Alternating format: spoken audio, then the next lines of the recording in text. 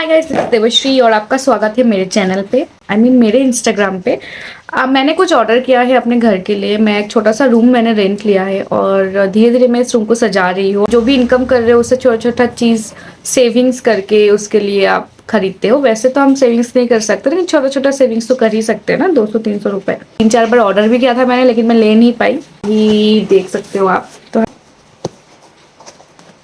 Unboxing नहीं कर रही हूँ, ये कोई अनबॉक्सिंग वीडियो नहीं है। मैं शो कर रही हूँ कि क्या है। बहुत अच्छा आया है शायद, पता नहीं। इतना एक्साइटमेंट अच्छी बात नहीं है।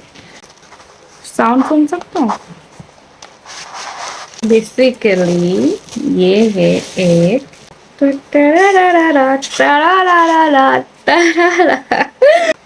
मिरर। सी गाइस, ये कितना अच्छा आया है यार, जैसा मैंने सोचा था। ये अभी फाइनल लुक दिखाती हूँ मैं, रुको।